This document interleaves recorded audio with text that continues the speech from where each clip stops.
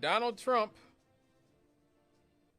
and 18 other associates were charged Monday in Georgia as part of a sweeping indictment alleging that they schemed to illegally overturn his 2020 election loss and stop the peaceful transition of power. Yes, the indictment brought by Fulton County District Attorney Fannie Willis, who you heard in the intro, follows an investigation that lasted more than 2 years and marks the fourth criminal case brought against this former president. I just feel like I covered him being indicted last week. It really feels like I covered Trump getting indicted, like, or at least on it feels like every other week I'm covering Trump being indicted. And I don't want to do it, but I have no choice because this is the most important thing going on in our country, okay? A former president being indicted is important. It's a big deal. It's a gigantic deal. I wish it wasn't a big deal. I wish I could ignore it. There's other things I'd rather focus on, but this is important.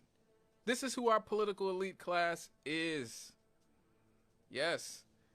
Those charged in Monday's indictment face a slew of charges, including racketeering, violating the oath of public office, forgery, false statements, and other offenses. Prosecutors say they all must surrender by August 25th, as you heard Ms. Willis say in the intro. Now, here's a look at the 19 defendants charged in the indictment. There's Donald Trump,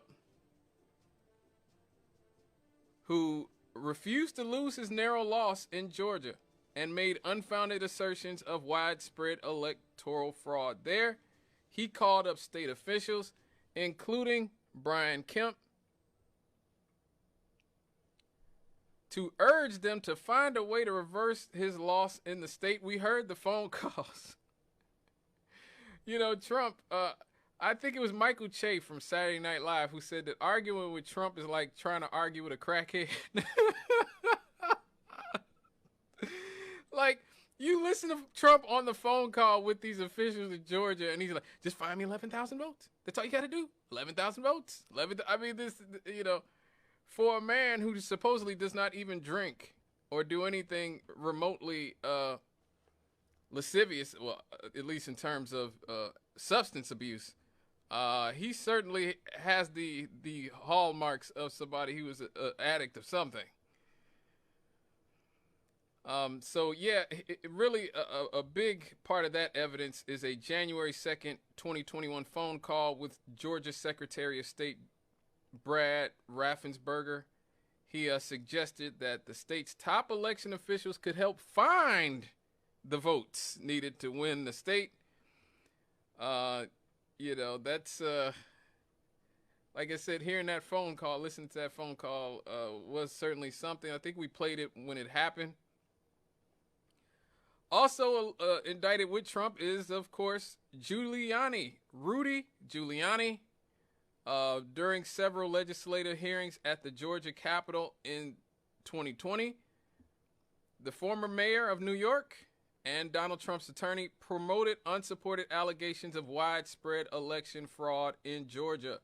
Prosecutors have said Giuliani also helped plan to have 16 Georgia Republicans serve as fake electors, falsely swearing that Trump had won the 2020 presidential election and declaring themselves the state's duly elected and qualified electors. Indicted with them is John Eastman, a former dean of Chapman University Law School in Southern California. Eastman was also one of Trump's lawyers and was deeply involved in some of his efforts to remain in power. He wrote a memo actually arguing that Trump could remain in power if Vice President Mike Pence overturned the results of the election during a joint session of Congress where electoral votes could be counted. And that plan included putting in place a slate of alternate electors, wow, in 7 battleground states, including Georgia, who would falsely certify that Trump had won the states. Wow. Trump's chief of staff visited Cobb County in the Atlanta suburbs while state investigators were conducting an audit of the signatures on absentee ballot envelopes in December 2020. Mark Meadows, obtained the phone number of the chief investigator for the Secretary of State's office, Frances Watson, and passed it along to Donald Trump, who called her. He also participated in the January 2nd phone call between Donald Trump and Georgia Secretary of State Brad Raffensperger. Wow. A lawyer and staunch Trump ally named Sidney Powell. She was part of the group who met at the South Carolina home of conservative attorney Lynn Wood in November 2020 for the purpose of exploring options to influence the results of the 2020 election in Georgia and elsewhere. Wood, who is licensed in Georgia, said that Powell asked him to help find Georgia residents to serve as plaintiffs in lawsuits contesting the state's election results. Wow. I remember seeing Sidney Powell. She actually was so nuts that even Fox News could not take Sidney Powell seriously. Tucker Carlson did an interview with Sidney Powell and just straight eviscerated this woman. Straight eviscerated this woman. I think the term nuttier than a fruitcake might apply here. It's really unfortunate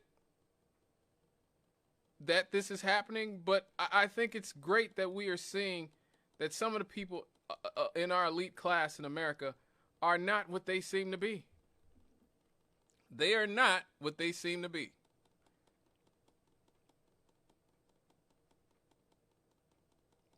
People for many years thought that lawyers and judges and mayors and governors and presidents and all these people were the moral, center of our society. They are not. These people are corrupt as heck and have been for many years. And Donald Trump is not an aberration. Remember, 12 of our first 18 presidents owned slaves, for Christ's sake. America's presidents have not been the most morally upstanding people in the world. Okay, now let's look at some of the other people being prosecuted. Kenneth Chesebro. Prosecutors have said that Kenneth Chesebro is an attorney who worked with Georgia Republicans after the election in 2020 at the direction of the Trump campaign. He worked on the coordination and execution of a plan to have 16 Republicans sign a certificate falsely declaring that Trump won and declaring themselves the state's duly and qualified electors. Also, Jeffrey Clark, a U.S. Justice Department official who championed Trump's false claims of election fraud. Jeffrey Clark presented colleagues with a draft letter pushing Georgia officials to have a special legislative session on election results. So he wanted the letter sent, but the Justice Department superiors refused. So that might actually have saved his behind. Then you have Jenna Ellis, another one of the clown clown car passengers. This lawyer appeared with Rudy Giuliani at the December 3rd, 2020 hearing, which was hosted by state Republican lawmakers at the Georgia Capitol, during which false allegations of election fraud were made. Jenna Ellis also wrote at least 2 legal memos to Trump and his attorneys advising that Pence should disregard certified electoral college votes from Georgia and other purportedly contested states when Congress met to certify the election results on January 6th. Also, Ray Smith, who is a Georgia-based lawyer and was involved in multiple lawsuits challenging the results of the 2020 election in Georgia. Robert Cheeley, another Georgia lawyer who presented clips to legislators, of election poll workers at the State Farm Arena in Atlanta, and alleged that the workers were counting votes twice or sometimes 3 times. He spoke to the lawmakers after Rudolph Giuliani. Michael Roman is a former White House aide who served as the director of Trump's election day operations. He was involved in the efforts to put forth a set of fake electors after the 2020 election. David Schaefer, the chairman of the Georgia GOP. Schaefer was one of 16 state Republicans who had met at the state capitol on December 14, 2020 to sign a certificate declaring falsely that Trump had won and declaring themselves the state's duly and elected qualified electors. He also joined Trump in a lawsuit challenging the certification of the 2020 election in Georgia. Sean Steele was one of the 16 Georgia Republicans who signed the certificate also, falsely stating that Trump had won the state and declaring themselves the state's duly and elected qualified electors. Stephen Clifford Lee is a pastor. Oh my God, they got a pastor involved in this. Oh Lord. Oh Lord. Goodness gracious. He worked with Trump and others to try to pressure Georgia election workers, Ruby Freeman and her daughter, after Trump and his allies falsely accused them of pulling fraudulent ballots from a suitcase during the vote count. Lee actually knocked on this woman's door, frightening her and caused her to call 911 3 times.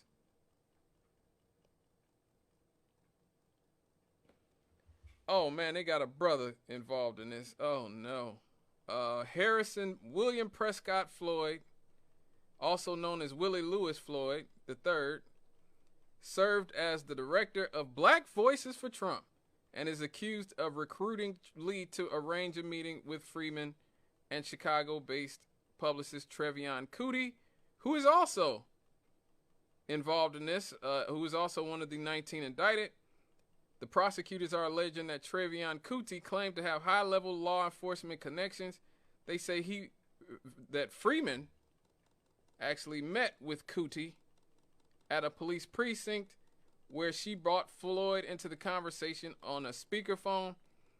Prosecutors say that Kutti presented herself as someone who could help Freeman, but then pressured her to falsely confess to voter fraud. Wow, that is horrific. Kathy Latham is another one of the 16 Georgia Republicans who signed the certificate falsely stating that Trump won the state. Kathy Latham is also the chair of the Coffee County Republican Party. She was at the county elections for much of the day on January 7th, 2021, and welcomed a computer forensic team that arrived to copy software and data from the country's election equipment in what Secretary of State's office said was unauthorized access to the machines. You have a bail bondsman. This is how deep this goes. They got a bail bondsman involved. They got a bail bondsman named Scott Graham Hall involved. He was allegedly involved in commandeering voting information. That was the property of Dominion Voting Systems and from Coffee County, a small South Georgia jurisdiction. Also charged in the scheme were Sidney Powell, Kathy Latham, and our next and final indictee, I guess you'd call them an indictee. Well, whatever. Misty Hampton, who was the elections director in Coffee County, Georgia. Misty Hampton was present in the county's election on January the 7th, 2021, when a computer forensics team copied software and data from the county's election equipment. She also allowed 2 other men who had been active in efforts to question the 2020 election results to access the elections office later that month and to spend hours inside with the equipment. So there you have it, folks. All 19 of the indictees, or whatever, who are indicted along with our former president, Donald John Trump, for trying to overturn, literally trying to overturn a Democratic election. Look, I have no doubt that much of what Donald Trump has done may not be as bad as some things our former presidents have done in the past. The war criminals and the corrupt presidents that we have. But just because there is a political element to this prosecution, and there is, you better believe me, there is. If Donald Trump was not a threat to possibly win re-election, most of these charges probably wouldn't be happening. That don't mean he's not guilty. That does not mean he is not guilty. And I've heard some people say that, well, Biden is having his competition locked up, and you don't want to live in a world where a current administration can have their political enemies arrested. But I also don't want to live in a world where there is a class of people who are just immune from prosecution at all times. I don't want to live in that world either.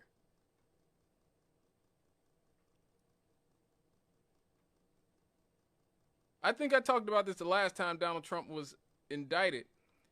The fact that Donald Trump is such a bad criminal, I think that's the thing. He's not even a good criminal. He is a bad criminal.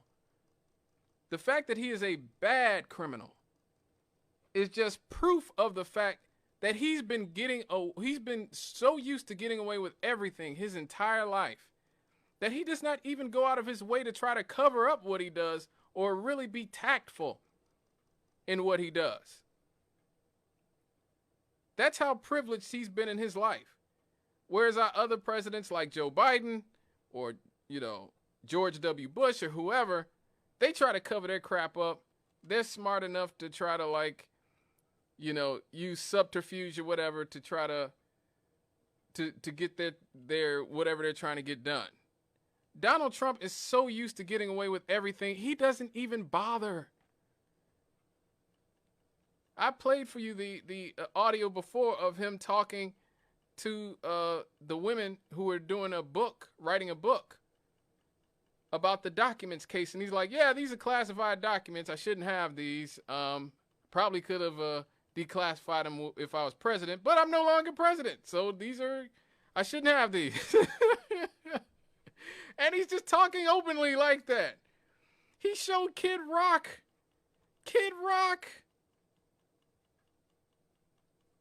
Classified documents. Kid Rock was like, you know what? I probably shouldn't be seeing this right now, Mr. President. And he's like, oh, don't worry about it, And now here you have audio of Donald Trump on the phone like a crackhead begging for a hit. Begging. Just find 11,000 votes. Come on, baby. Come on. Find 11,000 votes. This is what happens, folks. This is what happens. When you have an elite class who are so used to getting away with whatever the hell they want to get away with, that they have zero problems just openly flaunting the rules and flaunting the law. I'm no fan of Joe Biden. As you guys know, I do not intend to vote for him this time either. Will not vote for any of these people. But that doesn't make Donald Trump any less guilty. We need to purge our elite political class, period, regardless of whether they're Democrats or Republicans. Hopefully one day you all out there listening and the people who are not listening and should be listening will get the courage to do that. All right, folks. When I come back, we're going to get into the fires in Maui. What's the real deal behind that? And later on, we're going to talk about Africa. Yeah. Back to the motherland. We'll be right back after these on Issues and Answers Friday. My Country with Scott Cannon. We'll be right back after these.